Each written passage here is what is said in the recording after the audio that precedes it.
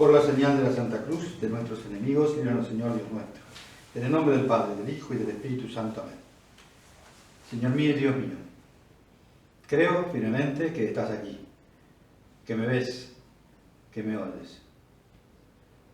Te adoro con profunda reverencia. Te pido perdón de mis pecados y gracia para hacer con fruto este rato de oración. Madre mía Inmaculada, San José, mi Padre y Señor, Ángel de mi guarda, intercedan por mí.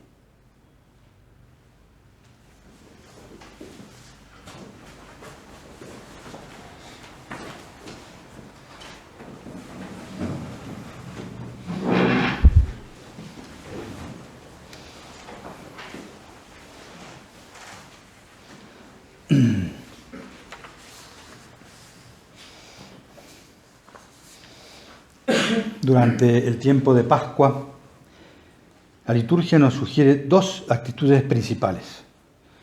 En primer lugar, la alegría, fruto de la paz que nos deja Jesucristo resucitado y que nos llena de esperanza porque ha vencido la muerte y el pecado.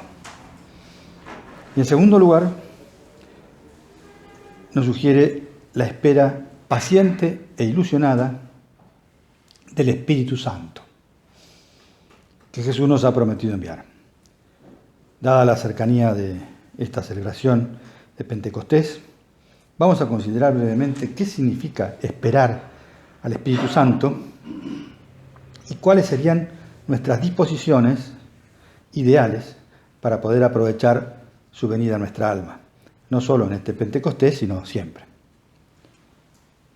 Si nos metemos en las escenas del Evangelio y nos juntamos con los 11 apóstoles como un discípulo más, era una sugerencia que hacía siempre San José María al leer el Evangelio, y nos dejamos acompañar por la Santísima Virgen en aquel recinto de oración y espera, nos iremos impregnando del clima que reinaba entre ellos. Vamos a meternos entonces. Jesús les había prometido que enviaría su Espíritu, pero ellos sabían que Jesús estaba ya allí, que los veía, que los escuchaba. Lo comprobaron en la segunda aparición, una semana después de la resurrección, cuando se hizo visible ante los allí reunidos y le dijo a Tomás que metiera sus dedos en las llagas y la mano en su costado. Sí había escuchado este desafío del apóstol, en la primera visita había sido, es porque podía estar siempre presente, aunque no se dejara ver allí. Y si las paredes y puertas no fueron obstáculo las dos veces para que entrara Jesús al cenáculo, quería decir que nunca lo serían. Por eso, allí, en sus conversaciones habituales entre los apóstoles, no se tocarían temas banales, sino que cada uno trataría de recordar y les contaría a los otros las impresiones que habían tenido por lo sucedido en aquellos días. Hablarían también de sus experiencias personales en el trato con Jesús, antes y después de su resurrección. Habían aprendido del Señor a orar, que orar es hablar con Dios, sabiendo que Jesús era Dios y que estaba vivo y que siempre los escuchaba. Tenían clara conciencia de que aquellos diálogos entre sí eran verdadera oración, porque aunque no lo veían, Jesús estaba allí entre ellos.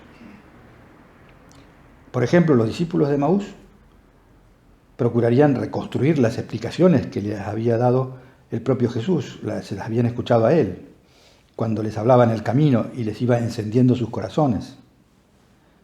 Quizá buscarían, en la medida que podían contar con esos escritos, las citas textuales de los momentos y las palabras de la Escritura que él les había mencionado, ya que ahora que Jesús les había abierto la cabeza, podían interpretarlos correctamente y ver cómo se cumplían las profecías de Isaías y de los profetas referidas al Mesías, y el significado de su vida, de su pasión, muerte y resurrección como camino de salvación para toda la humanidad. Juan y Andrés, por su parte, recordarían lo que habían vivido aquel primer día cuando conocieron y siguieron a Jesús. Juan el Bautista se los había señalado: este es el Cordero de Dios. Y ellos no dudaron. Jesús, volviéndose, les dijo: ¿por qué me siguen? ¿Qué buscan? Y a ellos se les ocurrió decir: Maestro, ¿dónde vives? Y Jesús los llevó hasta su carpa y se quedaron todo ese día con él, escuchándole maravillados. Nunca podrían olvidar aquel primer encuentro. Juan recordaba hasta la hora en que lo habían conocido. A Natanael nunca se le olvidó tampoco lo que Jesús le dijo la primera vez que lo vio. El Señor le dio a entender que sabía bien quién era él, antes de que Felipe se lo presentara, porque lo había visto poco antes cuando estaba debajo de la higuera. Así le dijo Jesús. Probablemente estaría Natanael en oración, y Jesús le hizo ver, con algún detalle, que era con él con quien estaba dialogando. Quizá hasta le reprodujo algunos de los temas que habían hablado. Así que se puede entender perfectamente la reacción de Natanael, el acto de fe que hizo al momento ante Jesús. Él, que antes había dicho: de Nazaret puede salir algo bueno, ahora afirma: Rabí, tú eres el Hijo de Dios, tú eres el Rey de Israel. Seguimos metidos en ese diálogo entre los apóstoles. Reirían posiblemente todos al recordar los momentos de gozo que pasaban con Jesús, lo bien que se encontraban en casa de Lázaro y sus hermanas, lo bien atendidos que ahí se sentían. Se divertirían a lo mejor reproduciendo las caras de asombro y desconcierto que habían puesto al ver algunos de los hechos milagrosos, como Pedro, por ejemplo, al comprobar las consecuencias de obedecer al Señor y tirar la red a la derecha de la barca. Ciertamente, Pedro nunca había visto una redada de peces de esas dimensiones, y en esas circunstancias, y por tanto era lógico que quedara estupefacto y se notara en su cara. Y la sorpresa y pasmo de todos cuando partían el pan y los peces y los entregaban a la gente, y estos no paraban de multiplicarse entre sus manos. Y el susto que se llevaron cuando vieron a Jesús acercarse a la barca caminando sobre las aguas y pensaron que era un fantasma. Todas esas cosas charlarían entre ellos. Era su manera de hacer oración también.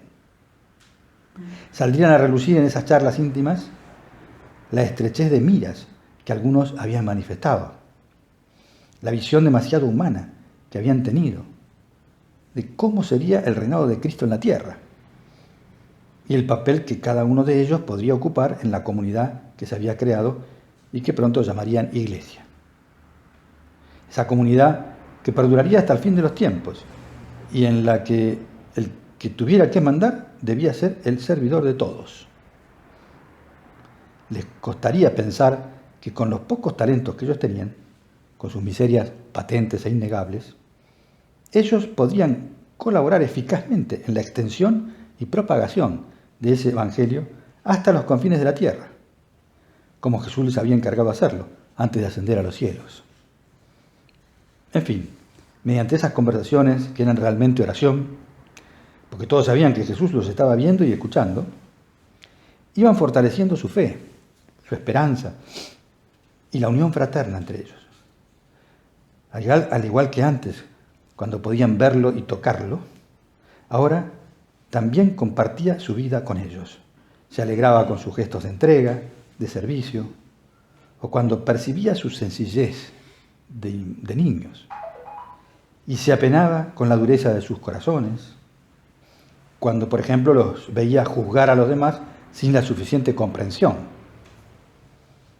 Precisamente mediante esas conversaciones, Jesús había previsto que sus almas se irían preparando para recibir al Espíritu Santo en Pentecostés. Y lo mismo espera o desea el Señor para nosotros. Si lo tenemos presente en nuestra vida cotidiana, si buscamos tener esos ratos cada día para conversar con Él, si le abrimos nuestro corazón, compartiéndole nuestras alegrías, nuestras penas, nuestros éxitos y fracasos, nuestras preocupaciones, grandes o pequeñas, si le agradecemos sus ayudas, si no dejamos de contar con Él, de pedirle siempre más. Él nos dará pruebas de su cercanía. Y si caminamos de este modo acompañando a Jesús, Él nos infundirá su espíritu, como lo hizo con aquellos primeros discípulos en Pentecostés. Es así como tenemos que prepararnos. Aprenderemos a pedirle lo que Él quiere darnos y a atribuir a su intervención lo que ahora muchas veces consideramos como méritos o logros propios, y por eso mismo no los agradecemos.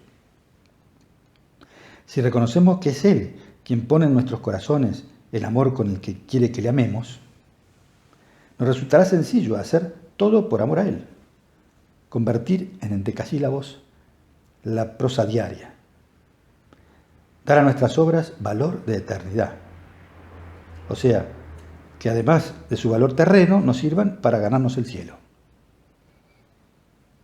Porque es el Espíritu Santo el que hace posible que santifiquemos el trabajo, que nos santifiquemos con Él y que santifiquemos a los demás a través de Él. La disposición ideal, entonces, para aprovechar los dones del Espíritu Santo consiste en dejar que ilumine nuestro entendimiento para conocer la voluntad de Dios en cada momento. Dejar que inflame nuestra voluntad para que elijamos siempre lo que Él quiere, el Señor, haciendo nuestra su voluntad. Y permitir que fortalezca nuestro corazón contra las insidias del enemigo. Quiero lo que quieras, quiero porque quieres, quiero como quieras, quiero cuando quieras. Así decía una oración que compuso San José María. Recibir las gracias del Espíritu Santo con docilidad significa llevar a cabo lo que Él nos va sugiriendo. Por ejemplo, poner más amor al cumplir cada tarea o obligación que tenemos, poner amor. Ponernos metas concretas para alcanzar o mejorar en una determinada virtud, con valentía, con audacia. Por algo se dice que en el sacramento de la confirmación, el Espíritu Santo nos hace soldados de Cristo. Esto es, nos da la facilidad para vencer en las batallas de nuestra lucha ascética y para jugarnos por Él. Llevar con fortaleza y serenidad una contrariedad que se prolonga. No olvidemos que el Espíritu Santo es fruto de la cruz de Cristo. Va muy unido a ese momento. Centrar mi lucha interior en aquellos aspectos que me sugieren en la dirección espiritual. Es lo que suele llamarse examen particular, los puntos de lucha concretos que me sugieren. Porque ese es uno de los cauces de los que se vale más habitualmente el Espíritu Santo para decirnos cosas. Y hay algunas señales muy claras de que estamos siendo dóciles al Espíritu Santo. Por un lado, esa paz, esa alegría interior, con menos altibajos, porque siempre habrá alguno. Una mayor delicadeza en la caridad, con una mejor disposición habitual de servir, de pensar en el bien de los demás, de obrar en función de la necesidad de los otros. El trabajo santificado y santificador, hecho con rectitud de intención, por amor a Dios, y ordenado, o sea, compatibilizado con la vida familiar, por ejemplo. Y en general, los llamados 12 frutos del Espíritu Santo, cuando se dan, son el mejor índice de estar siendo dóciles a sus mociones, luces y dones. No podemos ahora detenernos en la explicación de lo que supone para nuestra alma cada uno de los 7 dones y de los 12 frutos. Los enumero aquí y les dejo a cada uno la tarea de profundizar en ellos. Los 7 dones son sabiduría, entendimiento, consejo, fortaleza, ciencia, piedad y temor de Dios. Y los 12 frutos son amor, alegría, paz, paciencia, longanimidad, bondad, benignidad, mansedumbre, fe, modestia, continencia y castidad. Cada uno de estos dones, de estos frutos, de resultados, nos daría tema para una larga meditación. La acción del Espíritu Santo se puede comparar con la del oxígeno que da la vida al cuerpo. Ahora tantas veces escuchamos hablar, hasta tenemos oxímetros, cosas que miden cuánto oxígeno tenemos en la sangre, ¿no? Bueno, por algo Jesús hace el gesto de soplar sobre los apóstoles cuando les dice, recibid el Espíritu Santo. Sopla, como que está insuflando o infundiendo la vida en el alma. Así fue también cuando lo creó Adán y Eva, infundió la vida soplando. Si nosotros le ofrecemos resistencia, eso haría que nos asfixiemos. Resistir al Espíritu Santo es empezar a asfixiarse. También se lo compara con el viento que sopla sobre la barca.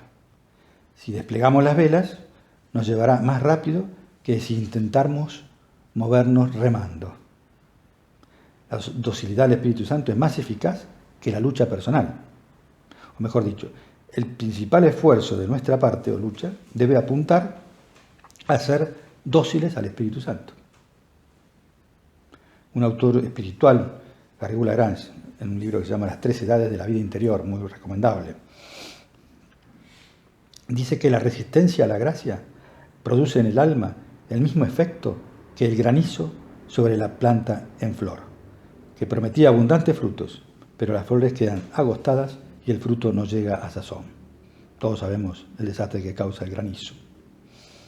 Eso es la resistencia a la gracia, ¿no?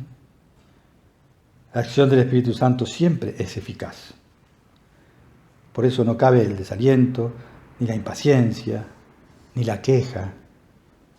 Así como el labrador no desentierra la semilla, ni abandona el campo después de la siembra, por no encontrar el fruto al día siguiente, inmediatamente, porque sabe que la semilla va madurando igual, sin que él sepa cómo, así decía el Señor. Nosotros sabemos que la gracia de Dios siempre actúa, y sabemos también que los tiempos de Dios son diferentes de los nuestros. Por eso tenemos la certeza de que es cuestión de tener fe y de perseverar. Nunca deberíamos decir o pensar, no puedo, no soy capaz de hacer más. En cuestiones de vida espiritual, eso sería intentar poner límites al accionar del Espíritu Santo en nuestra alma. Decir, no puedo. La teología enseña que la acción del Espíritu Santo es prolongación de la misión de Cristo. No se oponen ni se superponen, se complementan. Cristo trabaja para el Espíritu Santo y el Espíritu Santo moldea en nosotros la imagen de Cristo. Además, Dios ha querido asociar íntimamente a Santa María a la acción del Espíritu Santo. Ambos dones, el Espíritu Santo y la Virgen, se nos dan en la cruz. Allí Jesús nos da a María como madre, le dice a San Juan, ahí tienes a tu hijo. Mirando a Juan, ¿no? Pero pensando en todos nosotros. Y la Virgen, a su vez, nos lleva al trato con su esposo, el Espíritu Santo, y con su Hijo Divino, que es nuestro hermano. Y Dios Padre nos da al Espíritu Santo, que es el Espíritu de su Hijo Jesús, al exhalar Jesús, con su naturaleza humana, recibida de María, el último suspiro. Por eso hay total sintonía entre el Padre, el Hijo, el Espíritu Santo y la Virgen María. Si deseamos acercarnos más y más al Espíritu Santo, tenemos que dejarle actuar en nuestra alma, sin ponerle límites. Para animarnos a corresponder así, con esa totalidad, debemos caminar de la mano de María, porque por su maternidad divina y su plenitud de gracia, es templo vivo de la Santísima Trinidad, y por su humildad y docilidad, tiene acceso directo a todas las gracias y dones divinos. Terminemos este primer rato de oración con una reflexión que hace San José María en su libro Forja. Déjate moldear por los golpes fuertes o delicados de la gracia. Esfuérzate en no ser obstáculo, sino instrumento. Y si quieres, tu Madre Santísima te ayudará y serás canal en lugar de piedra que tuerza el curso de las aguas divinas.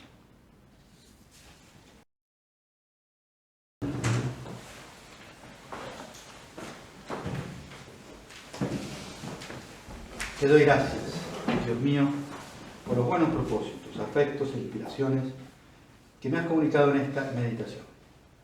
te pido ayuda para ponerlos por obra. Madre mía Inmaculada, San José mi Padre y Señor, Ángel de mi guarda, intercedan por mí.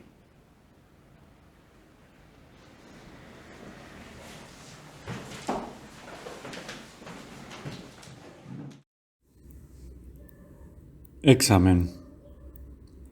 Acto de presencia de Dios. María se levantó y marchó deprisa a la montaña. La Virgen, estando embarazada, no dudó en ponerse en camino para ir a visitar a su prima Santa Isabel. Procuro yo también anticiparme, ayudando en casa y haciendo los favores o servicios que los demás necesitan. Soy flexible para cambiar mis planes cuando las personas o las circunstancias lo requieren.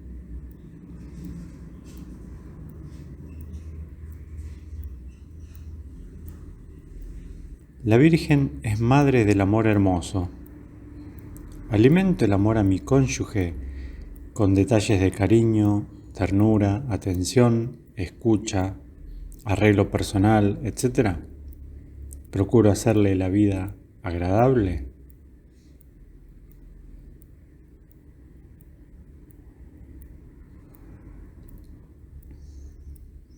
Al amparo de la Virgen, pido con la fe de un padre cristiano que mis hijos o los hijos de los demás descubran el atractivo de Jesucristo.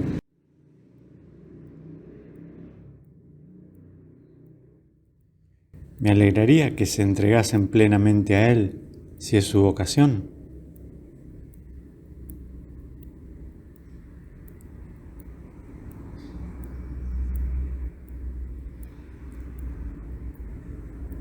No basta saber que ella es madre, considerarla de este modo, hablar así de ella. Es tu madre y tú eres su hijo. Te quiere como si fueras el hijo único suyo en este mundo. Procuro tratar a María con la confianza de un hijo pequeño necesitado de cariño y seguridad.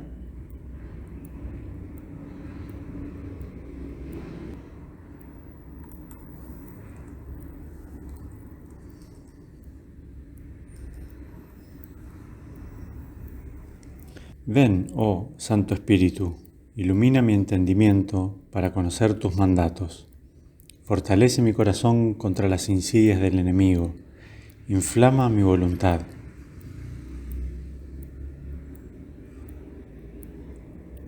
Cuento con la ayuda del Espíritu Santo para descubrir en qué puedo parecerme más a Cristo.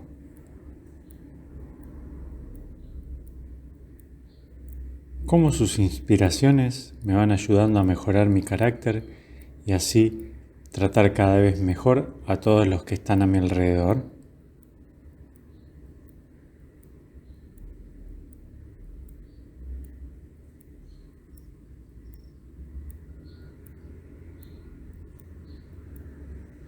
A mí, que estoy siempre contigo, de la mano derecha me has tomado, me guiarás con tu consejo y tras la gloria me llevarás. ¿Cómo me dejo acompañar en la dirección espiritual? Al meditar con el Señor los consejos que recibo, ¿procuro descubrir aquello a lo que me invita?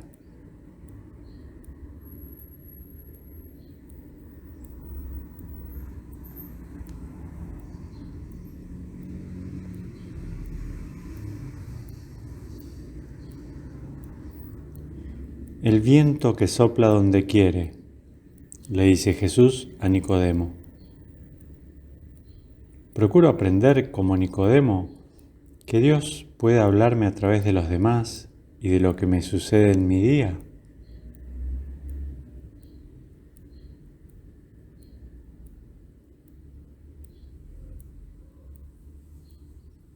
Acto de contrición.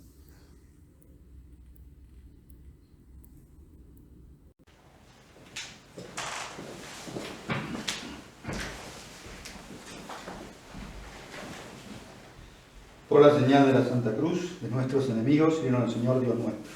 En el nombre del Padre, del Hijo y del Espíritu Santo. Amén. Señor mío y Dios mío, creo firmemente que estás aquí, que me ves, que me oyes.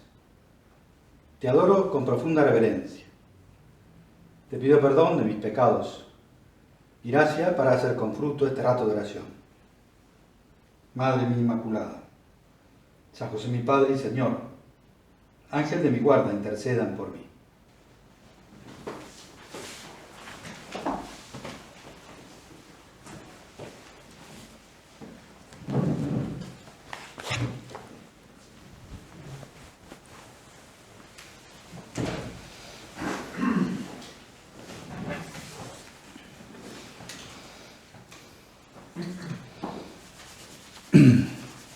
El mes de mayo se caracteriza en la Iglesia Universal por ser un mes dedicado especialmente a la Virgen María.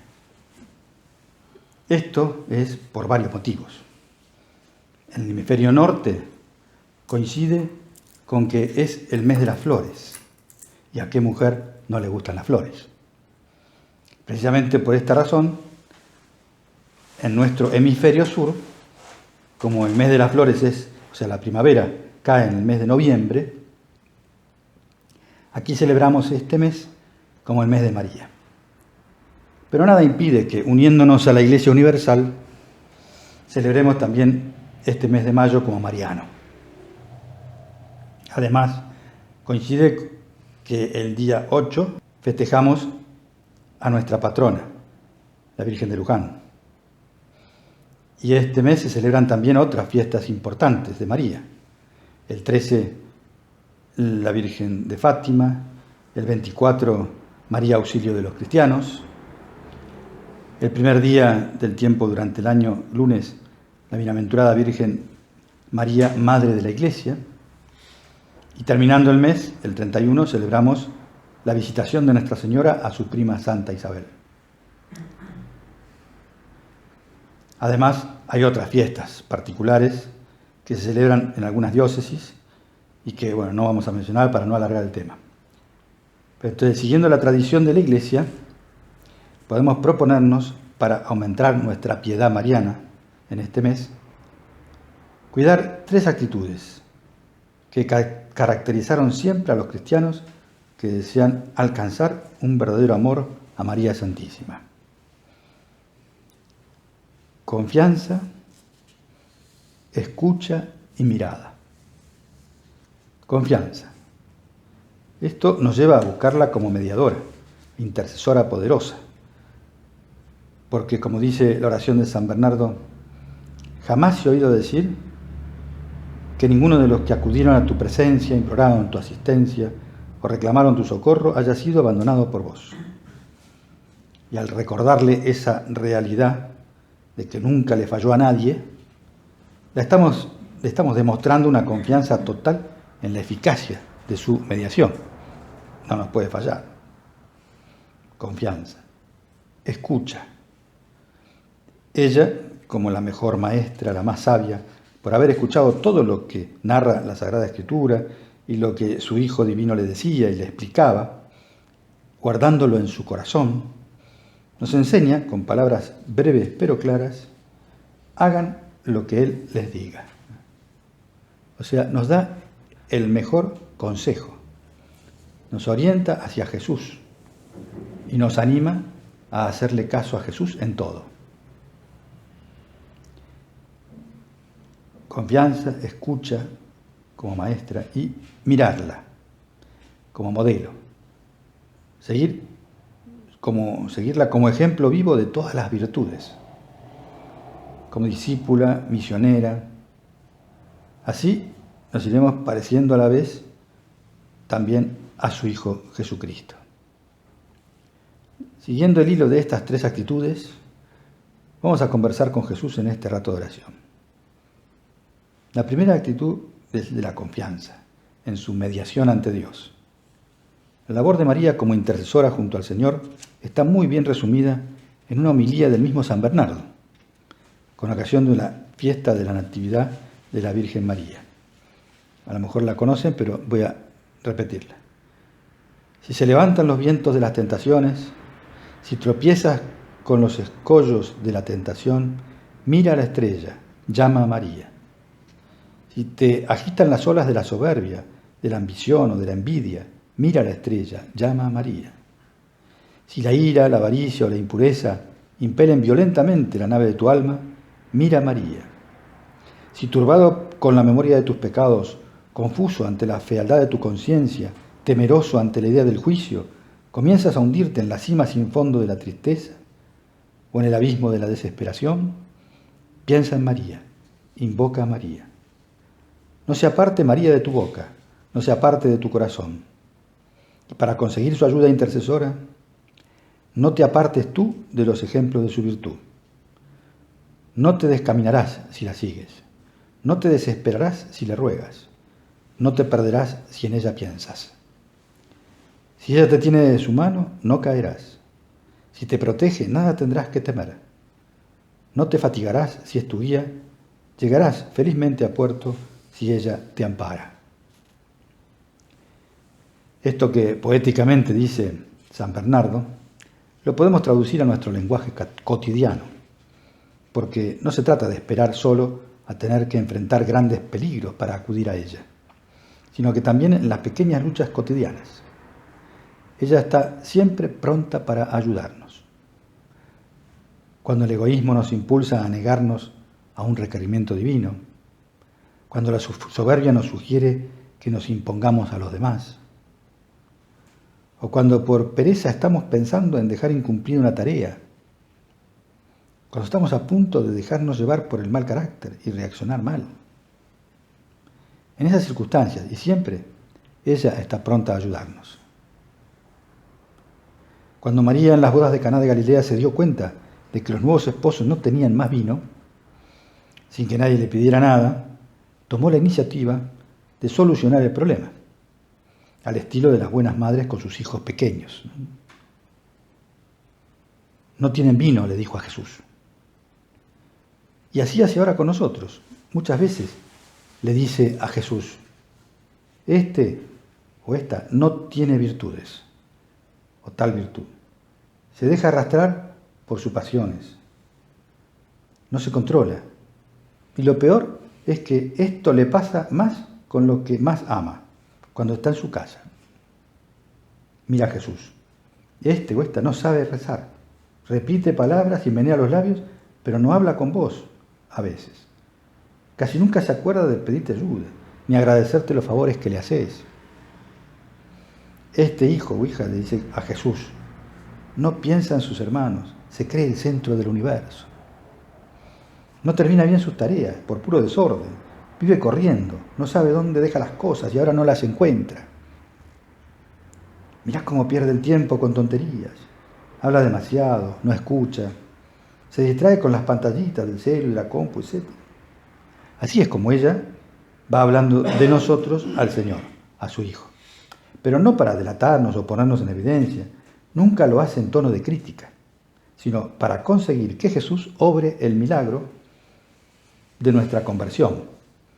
A ver si logra que cambiemos, o que Jesús nos cambie, como en aquella ocasión en que Jesús cambió el agua en vino.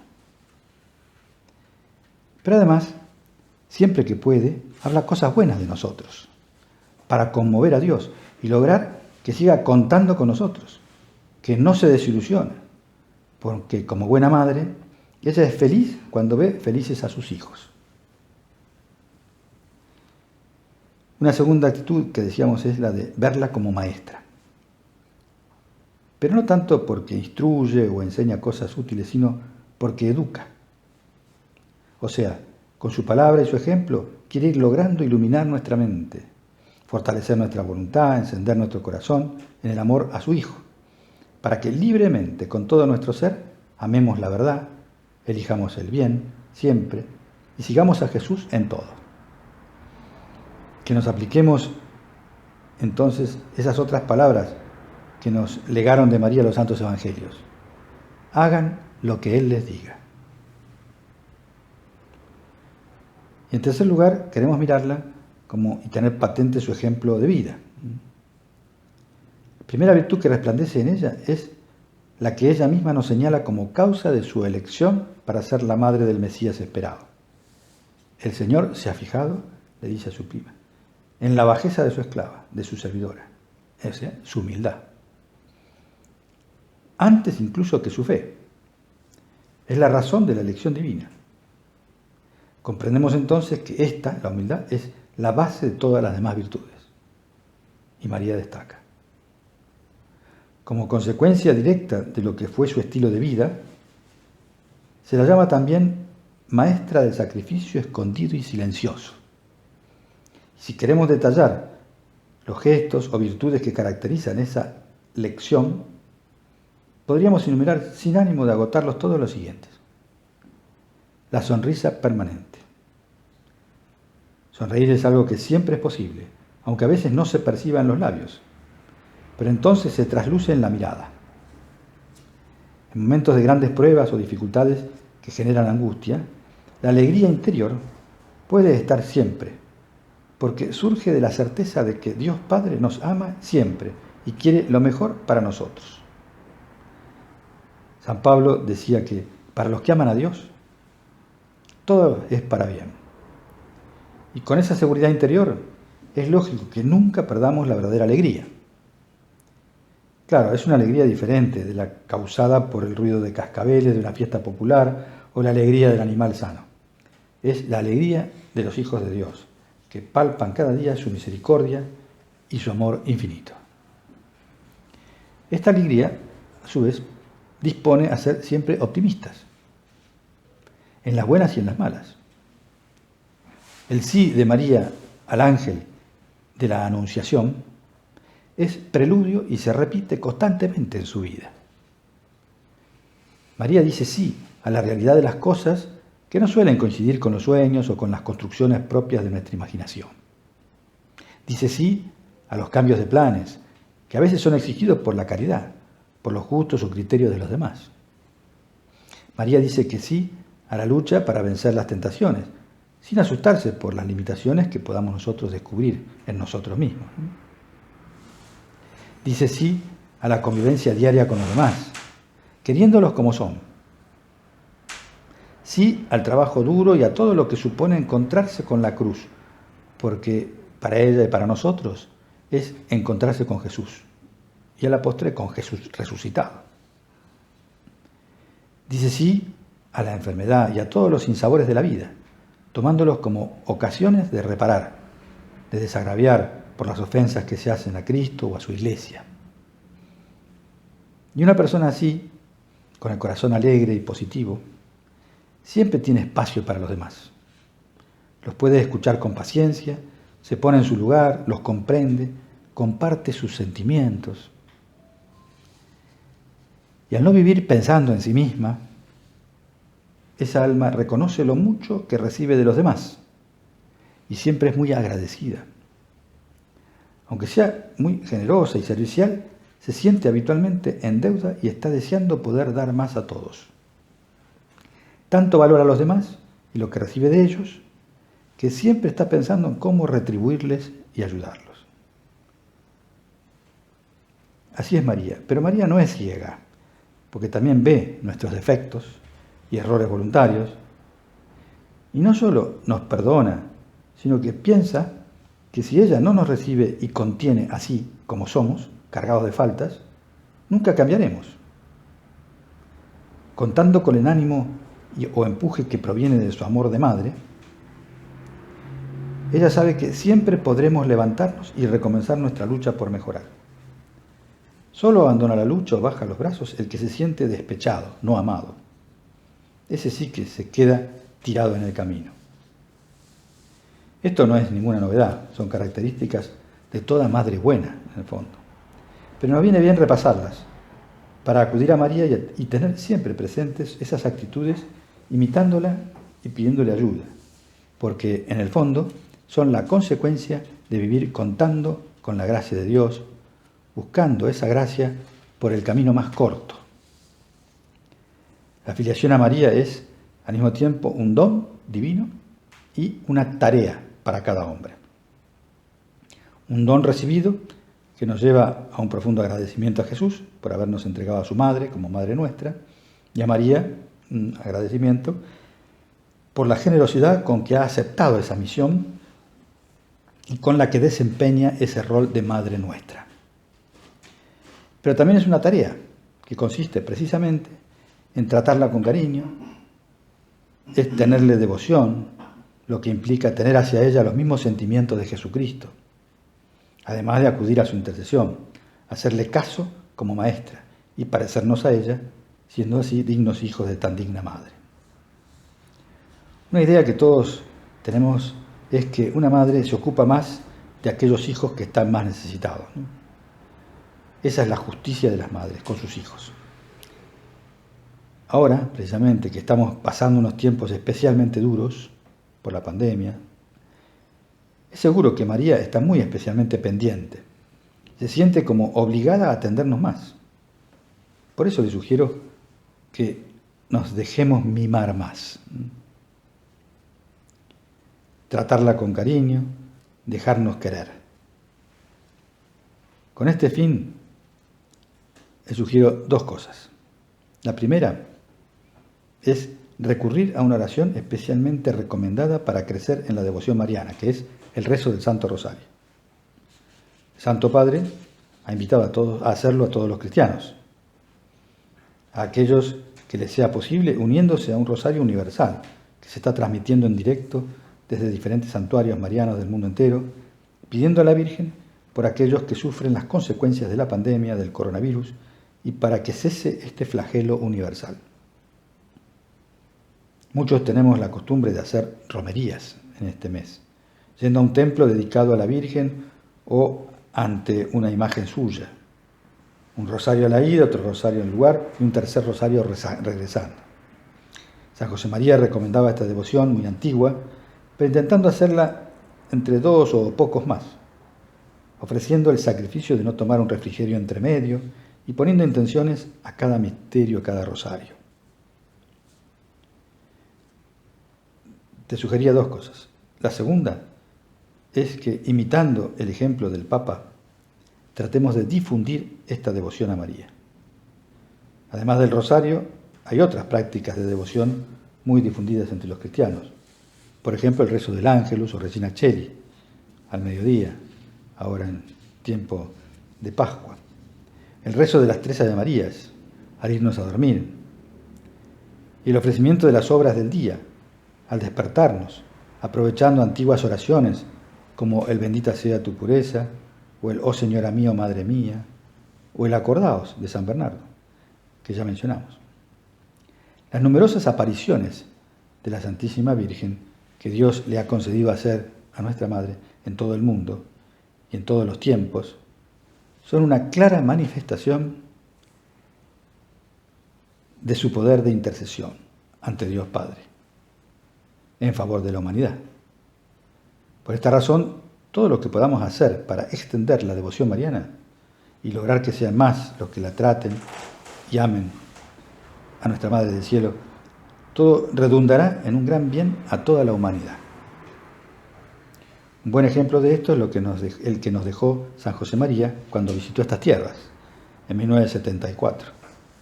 El 12 de junio, a los pocos días de llegar al país, quiso hacer una romería al santuario de Luján.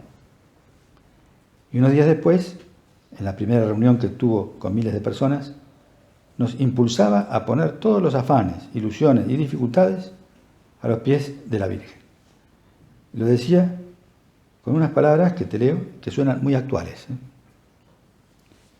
Decía: llenen de amor estas tierras, que los argentinos se quieran, que no haya nunca odios, que se comprendan, que sean generosos unos con otros, que esta nación tan grande y abundante, que abre los brazos y el pecho como una madre que tiene muchos hijos, que no sufra ya.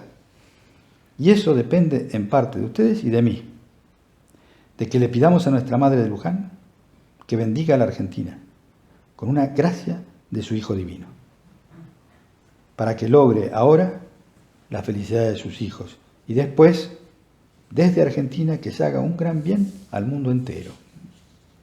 Bueno, terminamos, como lo hacemos siempre, dirigiéndonos a María, pidiéndole que nos ayude a tener una experiencia personal de su amor por cada uno de nosotros. Que nos animemos a confiar a seguir sus recomendaciones y consejos de madre y maestra, y a tenerla siempre delante para mirarla, incluso con una imagen en cada habitación de la casa, en nuestro lugar de trabajo, discreta, pero que no sea un simple adorno, sino que sirva para avivar en nosotros la conciencia de su cercanía. Y sabernos así mirados, consolados, que podamos llevar su alegría y su paz por todos los lugares donde estemos.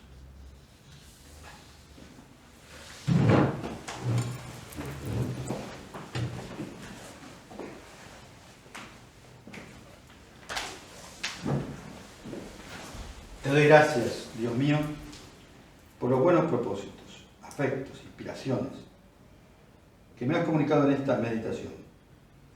Te pido ayuda para ponerlos por obra. Madre mía Inmaculada, San José, mi Padre y Señor, ángel de mi guarda, intercedan por mí.